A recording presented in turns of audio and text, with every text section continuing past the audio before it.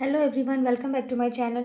आज हम class 11th biology का जो पहला चैप्टर है द लिविंग वर्ल्ड, उसके कुछ एमसीक्यू क्वेश्चंस को डिस्कस करेंगे। इस चैप्टर के सारे टॉपिक्स मैंने डिस्कस किए हैं और एक्सप्लेन किए हैं, वो आप मेरे चैनल पर जाके देख सकते हैं। उनका इस चैप्टर का अलग से प्लेलिस्ट बना हुआ है और उन सारे लेक्चर्स के मैंने लिंक डिस्क्रिप्शन बॉक्स में भी दे दिए हैं। तो चलिए कुछ एमसीक्यू क्वेश्चंस देख लेते हैं जो कि क्लास 11th एग्ज़ाम और नीट एग्ज़ाम दोनों के लिए ही इम्पॉर्टेंट है। एमसीक्यू क्वेश्चन का एक पार्ट पहले भी मैं बना चुकी हूँ, वो आप मेरे चैनल पे जाके देख सकते हैं। तो आज का पार्ट हम स्टार्ट करते हैं। यहाँ पे सबसे पहला जो क्वेश्चन दिया है वो है, which of the following is the correct representation of organisation level in living being. तो यहाँ पे ऑप्शंस देख के आपको बताना है कि कौन सा करेक्ट रिप्रेजेंटेशन है ऑर्गेनाइजेशन लेवल का लिविंग बीइंग्स में। तो याद रखना है कि कभी भी ऑर्गेनाइजेशन लेवल जो लिविंग बीइंग्स में स्टार्ट होता है वो एटम से उसके स्टार्टिंग होगी उसकी। तो यहाँ पे हमें देखना है किस ऑप्शन में सबसे पहले एटॉमिक दिया है। तो एटॉमिक, मॉलिकुलर और उसके बाद आता है सब मॉलिकुलर, फिर सेलुलर, उसके बाद टिश्यू, फिर ऑर्गन सिस्टम और इंडिविजुअल। तो अगर ऑप्शन नंबर बी की बात करें तो यहाँ पे ऑप्शन नंबर बी में ही दिया है सबसे पहले एटॉमिक, फिर मॉलिकुलर, सब molecular, cellular, tissue, organ system और इंडिविजुअल। तो यहाँ पे ऑप्शन नंबर बी हो जाएगा आपका करेक्ट आंसर। नेक्स्ट क्वेश्चन देखते हैं कि dash is the branch of science dealing with identification, nomenclature and classification of organisms. उस ब्रांच ऑफ साइंस का नाम बताना है जो कि डील करता है आइडेंटिफिकेशन से, नॉमेनक्लेचर और जो ऑर्गेनिज्म का क्लासिफिकेशन है इससे। तो टैक्सोनॉमी वो ब्रांच ऑफ साइंस है, तो इसका आंसर हो जाएगा option number D. Next question है, first step in taxonomy is. जो सबसे पहला स्टेप है टैक्सोनॉमी में वो क्या होता है? तो सबसे पहला स्टेप टैक्सोनॉमी में होता है किसी भी ऑर्गेनिज्म का आइडेंटिफिकेशन करना। तो आपको ऑप्शन में देखना होगा कि किस ऑप्शन में दिया हुआ है कि आइडेंटिफिकेशन ऑफ द ऑर्गेनिज्म। तो यहाँ पे ऑप्शन नंबर बी हो जाएगा correct, identification of the organism. Next question देखते हैं। तो नेक्स्ट क्वेश्चन है आपका आईसीबीएन इज। यहाँ पे आईसीबीएन का जो फुल फॉर्म है वो आपको बताना है। तो आईसीबीएन का फुल फॉर्म आपको याद कर लेना है और अगर आपको याद रहेगा तो आप आराम से ऑप्शन में टिक कर सकते हैं। तो आईसीबीएन का फुल फॉर्म होता है international code for botanical nomenclature. तो इसका आंसर हो जाएगा option number B. Next question है, founder of binomial nomenclature was. Binomial nomenclature के फाउंडर कौन थे?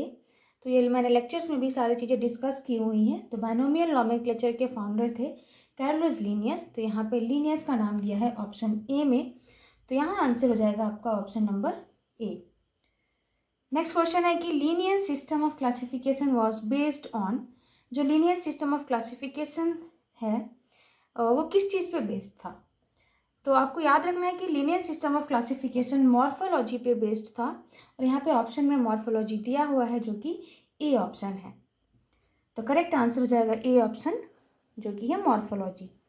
नेक्स्ट क्वेश्चन देखते हैं। तो नेक्स्ट क्वेश्चन है, most names in biological nomenclature of living organisms are taken from which language. Most of the जो names होते हैं बायोनोमियल नॉमेनक्लेचर में लिविंग ऑर्गेनिजम्स के, वो किस लैंग्वेज से लिए गए रहते हैं? तो ये लैंग्वेज है आपका लैटिन लैंग्वेज। लैटिन लैंग्वेज से ही ये जो बायोलॉजिकल नॉमेनक्लेचर लिविंग ऑर्गेनिजम्स के होते हैं उनमें नाम लिया गया रहता है लैटिन लैंग्वेज से। तो इसका आंसर हो जाएगा option number B, Latin. Next question है कि plants were given Latin names because it is a. तो प्लांट्स को जो नाम दिया जाता है वो लैटिन नेम्स में है क्यों, या उस लैंग्वेज लैटिन लैंग्वेज से ही क्यों दिया जाता है? क्योंकि जो लैटिन लैंग्वेज वो एक डेड लैंग्वेज है, इसकी वजह से प्लांट्स के जो नेम दिए जाते हैं वो लैटिन नेम या लैटिन लैंग्वेज से ही दिए जाते हैं। तो ऑप्शन हो जाएगा आपका सी। नेक्स्ट क्वेश्चन है, in the binomial system of taxonomy developed during the 18th century by C Linnaeus, the second word of an organisms biological name represent. जो यहाँ पे binomial system of taxonomy 18th century में C Linnaeus, Carolus Linnaeus ने दिया था, इसमें second word जो होता है ऑर्गेनिजम्स की बायोलॉजिकल नेम में, वो किस चीज़ को रिप्रेजेंट करता है? तो ये हम लोग पहले भी देख चुके हैं लेक्चर्स में कि जो बायोलॉजिकल नेम होता है किसी भी ऑर्गेनिज्म का या साइंटिफिक नेम होता है, उसमें 2 वर्ड्स होते हैं और जो पहला वर्ड है वो जीनस को रिप्रेजेंट करता है और दूसरा वर्ड स्पीसीज को रिप्रेजेंट करता है। तो यहीं पे सेकंड वर्ड की बात की जा रही है, तो सेकंड वर्ड रिप्रेजेंट करता है स्पीसीज को। ऑप्शन ए हो जाएगा यहाँ पे सही आंसर। नेक्स्ट क्वेश्चन है, which of the following statements regarding the universal rule of biological nomenclature is incorrect. यहाँ पे जो ऑप्शंस दिए हैं आपको बताना है इन ऑप्शंस में से कौन सा इनकरेक्ट है according to universal rule of biological nomenclature. तो बायोलॉजिकल नॉमेनक्लेचर के रूल्स में पढ़ा चुकी हूँ, उनकी बेसिस पर ही आपको सारे ऑप्शंस पढ़ने और बताना है कि कौन सा इनकरेक्ट है। तो देखिए सबसे पहला ऑप्शन क्या दिया है, biological names are generally in Latin and written in italics. तो ये ऑप्शन तो करेक्ट है, biological names generally Latin language से ही होते हैं और इटैलिक्स में लिखे होते हैं।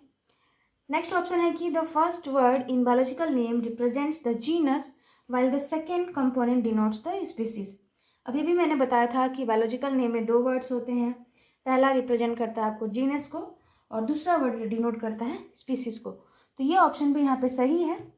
तो दोनों ऑप्शन अभी तक तो सही है, बाकी के ऑप्शंस देखते हैं कि कौन सा इनकरेक्ट है, क्योंकि इसमें हमें इनकरेक्ट ऑप्शन ही चूज करना है। तो यहाँ पे जो थर्ड सी ऑप्शन है वो दिया है आपका, both the words in a biological name when handwritten are separately underlined or printed in italics to indicate their Latin origin। अगर जो बायोलॉजिकल नेम लिखा होता है उनमें जो दोनों वर्ड्स हैं अगर हैंड रिटन है तो वो सेपरेटली अंडरलाइन होंगे और अगर प्रिंटेड है तो इटैलिक्स में होंगे, जिससे कि उनका लैटिन ओरिजिन इंडिकेट हो सके। तो ये भी बिल्कुल सही है, क्योंकि जब हैंड रिटन अगर हम किसी अपने हाथ से लिखते हैं किसी ऑर्गेनिज्म का साइंटिफिक नेम या बायोलॉजिकल नेम, तो वो क्या होगा कि सेपरेटली अंडरलाइन होगा और अगर प्रिंटेड है तो इटैलिक्स में होता है। तो ये ऑप्शन भी सही है। डी ऑप्शन देख लेते हैं, the specific epithet start with a capital letter while the generic epithet start with a small letter. तो ये ऑप्शन इनकरेक्ट है, क्योंकि स्पेसिफिक एपिथेट कभी भी उसका जो पहला लेटर है वो कैपिटल से स्टार्ट नहीं होता है और जेनेरिक एपिथेट कभी भी स्मॉल लेटर से स्टार्ट नहीं होता है। और यहाँ पे एक एग्जांपल भी दिया है मैंगीफेरा इंडिका का, जो कि साइंटिफिक नेम है मैंगो का। यहाँ पे अगर हम देखें जीनस की बात करें, जो पहला ये वर्ड है वो जीनस है और दूसरा स्पीसीज है। तो जीनस का पहला लेटर कभी भी स्मॉल से स्टार्ट नहीं होगा, लेकिन यहाँ पे स्मॉल से दिया हुआ है, और स्पीसीज का कभी भी पहला लेटर कैपिटल से स्टार्ट नहीं होगा, लेकिन यहाँ पे कैपिटल से स्टार्ट है। तो ये ऑप्शन हमें जो डी ऑप्शन है यहाँ पे इनकरेक्ट है, तो इस क्वेश्चन का आंसर हो जाएगा डी। नेक्स्ट क्वेश्चन है, select the correctly written botanical zoological name. यहाँ पे कुछ बोटेनिकल या जूलॉजिकल नेम दिए हैं, आपको करेक्ट जो है उसको चूज करना है।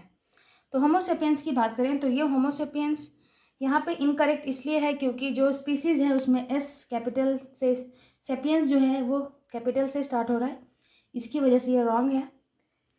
पैंथेरा टिग्रिस सही है, लेकिन बाकी के ऑप्शंस भी आप देख लीजिए। पिजम सेटिवम ये करेक्ट तो है, लेकिन यहाँ पे क्या है कि इटैलिक्स में नहीं लिखा हुआ है, इसलिए ये इनकरेक्ट है। और मैंगीफेरा इंडिका में अगर हम स्पीसीज इंडिका की बात करें तो यहाँ पे ये कैपिटल से स्टार्ट है, जिसकी वजह से ये भी रॉन्ग है। तो इसका सही आंसर हो जाएगा पैंथेरा टिग्रिस। नेक्स्ट ऑप्शन है कि select the correct option for, next question है कि select the correct option for biological names. यहाँ पे बायोलॉजिकल नेम्स के लिए करेक्ट ऑप्शन सेलेक्ट करना है। दे आर बायनोमियल, बायनोमियल होते हैं, उनमें 2 वर्ड्स रहते हैं, डिस्क्रिप्टिव भी होते हैं और उसके बाद यूनिवर्सल भी होते हैं, क्योंकि पूरे वर्ल्ड में उन ऑर्गेनिज्म को उसी नाम से जाना जाता है। तो यहाँ पे इसका आंसर हो जाएगा all of these. Next question है, the scientific name of banyan is written as ficus bengalensis और आगे में दिया है आपका L।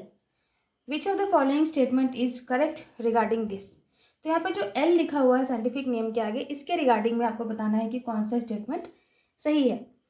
Letter L signifies Latin language, बिल्कुल भी जो L लेटर यहाँ पे दिया हुआ है वो लैटिन लैंग्वेज को सिग्निफाई नहीं करता है। The name should be written reverse with bengalensis preceding ficus. तो यहाँ पे ये बोला जा रहा है कि पहले जो स्पीसीज है वो होना चाहिए था, बाद में यहाँ पे जीनस होना चाहिए था, तो ऐसा तो कोई रूल है नहीं। और letter L signifies the taxonomist Linnaeus.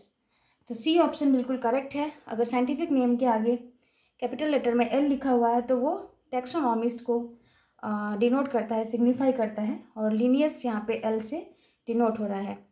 तो ये मैंने आपको बताया भी था लेक्चर्स में कि कभी भी साइंटिफिक नेम के आगे टेक्सोनॉमिस्ट का नाम लिखा जाता है। तो यहाँ पे एल डिनोट कर रहा है लीनियस को, तो सी ऑप्शन यहाँ पे हो जाएगा करेक्ट। और बेनग्लेंसिस इज जेनरिक नेम, तो ये जेनरिक नेम तो है नहीं क्योंकि ये स्पीसीज है, तो ये ऑप्शन भी इनकरेक्ट हो गया। यहाँ पे सही ऑप्शन है सी। नेक्स्ट क्वेश्चन देखते हैं हम। तो नेक्स्ट क्वेश्चन है the third name in trinomial nomenclature is. Trinomial nomenclature के बारे में भी मैंने लेक्चर्स में डिस्कस किया है। ट्राइनोमियल नॉमेनक्लेचर में सबसे पहले होता है जीनस, फिर होता है स्पीसीज, और उसके बाद जो थर्ड नेम होता है वो होता है सब स्पीसीज।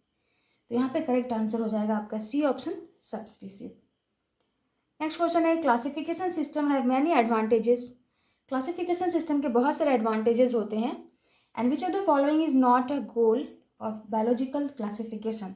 इन ऑप्शंस में से आपको सही देख के बताना है कि कौन सा बायोलॉजिकल क्लासिफिकेशन का एक गोल नहीं है।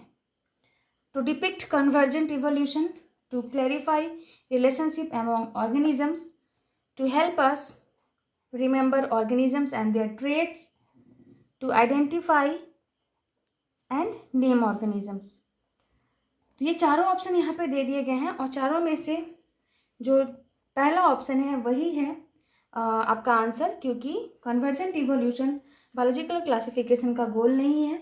बायोलॉजिकल क्लासिफिकेशन में हम ऑर्गेनिजम्स के बीच के रिलेशनशिप के बारे में पढ़ते हैं, ऑर्गेनिजम्स और उनके ट्रेट्स के बारे में हमें जानने में हेल्प मिलता है, और ऑर्गेनिजम्स को आइडेंटिफाई करने में भी या उनके नेम को पहचानने में और समझने में हेल्प मिलता है। लेकिन कन्वर्जेंट इवोल्यूशन का कोई बायोलॉजिकल क्लासिफिकेशन से रिलेट नहीं है, कोई गोल नहीं है ये। तो आंसर हो जाएगा आपका option number A. Next question है the main objective of plant taxonomy is to study the world's flora, to provide method for identification and nomenclature, to provide Latin scientific name for every group of plants in the world, all of these। तो plant taxonomy का objective क्या है कि पूरे world के flora के बारे में स्टडी करना, ये भी है, और मेथड एक आइडेंटिफिकेशन के लिए या नोमेनक्लेचर के लिए मेथड प्रोवाइड करना, और साइंटिफिक नेम्स भी हर एक ग्रुप जो प्लांट्स हैं उनको एक साइंटिफिक नेम प्रोवाइड कराना। तो ये जो सारी चीज़ें हैं वो प्लांट टेक्सोनॉमी के मेन ऑब्जेक्टिव्स हैं। तो यहाँ पे आंसर हो जाएगा आपका all of these, D option. Next question the main purpose of classification of organism is to. जो यहाँ पे मेन पर्पस है ऑर्गेनिज्म का क्लासिफिकेशन करने का, वो क्या चीज़ है। तो यहाँ पे आपको सारे ऑप्शंस देख लेने हैं, और ऑप्शन देखने के बाद आपको आंसर बताना। तो चलिए एक एक करके हम ऑप्शंस देख लेते हैं। तो यहाँ पे पहला ऑप्शन है study geography, locate plants and animals, established relationship among organisms, और स्टडी इवोल्यूशन। तो यहाँ पे जो करेक्ट आंसर है वो हो जाएगा आपका स्टैब्लिश्ड रिलेशनशिप अमॉन्ग्स्ट ऑर्गेनिजम्स। तो मेन पर्पस जो क्लासिफिकेशन ऑर्गेनिजम्स का करने का मेन जो पर्पस है वो है ऑर्गेनिजम्स के बीच में एक रिलेशनशिप स्टैब्लिश करना। तो आंसर हो जाएगा आपको ऑप्शन नंबर सी।